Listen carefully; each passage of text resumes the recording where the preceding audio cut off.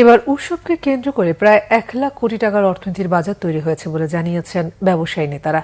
এর মাঝে শুধু কোরবানির পশুকে ঘিরেই 80 থেকে 85% বলে দাবি বাংলাদেশ ডেইরি অ্যাসোসিয়েশনের। দিন দিন এই অর্থনীতি বাড়তে হলে প্রান্তিক খামারিদের নীতি সহায়তা ও প্রণোদনা দেওয়ার পরামর্শ দিয়েছে। বিস্তারিত জানাচ্ছেন সহকর্মী মামুন আব্দুল্লাহ। দেশের দ্বিতীয় বৃহত্তম ধর্মীয় উৎসব পবিত্র ঈদুল আজহা, যে উৎসবকে কেন্দ্র করে চাঙা হয়ে ওঠে অর্থনীতি, যার বড় অংশ পশু কোরবানির সাথে সংযুক্ত।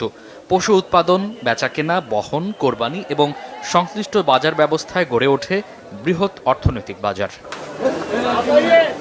এবছর 1,07,00,000 চাহিদার বিপরীতে কোরবানিযোগ্য ছিল 1,30,00,000 পশু, যার মধ্যে গরু 55 লাখের বেশি, বাকিটা ছাগল ও অন্যান্য।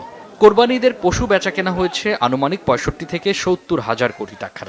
এর সঙ্গে পশু পরিবহন, খাদ্য, কসাই ও আনুষঙ্গিক খরচ 5,000 কোটি টাকা, কাঁচা চামড়া, লবণ ও শ্রমিকের মজুরি 1,000 কোটি টাকা, পেঁয়াজ, রসুন ও মশলার বাজার 8,000 কোটি টাকার, ফ্রিজ, ইলেকট্রনিক্স পণ্য, পোশাক, পর্যটন ও যাতায়াত খরচ 10,000 কোটি।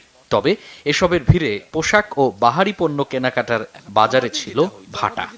পোশাকের বাজার বলি বা কসমেটিক্স থেকে শুরু করে যে বাহারি পোশাক পণ্য যেটাকে বলি, সেটার বাজারও ছিল প্রায় 4 থেকে 4.5 হাজার কোটি টাকার। এবার কিন্তু সেটা 1/4 নেমে এসছে, অর্থাৎ আমাদের বহু দোকানে আমরা কর্মচারীদের বেতন দিতে পারি না। এই বছর আমার কাছে মনে হচ্ছে প্রায় 66-67 হাজার কোটি টাকার গরু ছাগল বেচাকেনি হয়েছে। গত বছর থেকে এই বছর প্রায় 6 থেকে 6.5 লক্ষ গবাদি পশু বেশি কোরবানি হয়েছে। তবে অর্থনীতিবিদরা বলছেন, এই অর্থনৈতিক বাজার আরও বাড়ানো সম্ভব। এজন্য প্রয়োজন প্রান্তিক পর্যায়ে সরকারি নীতি সহায়তা। এটা আরও বাড়ানোর সুযোগ আছে।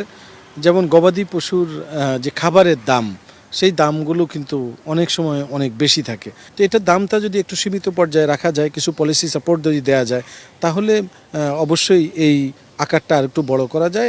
কোরবানির গরুর উৎপাদন মূলত গ্রাম কেন্দ্রিক, ফলে গ্রামীণ অর্থনীতি চাঙ্গা করতে সরকারকে আরও যত্নশীল হওয়ার তাগিদ এই অর্থনীতিবিদের।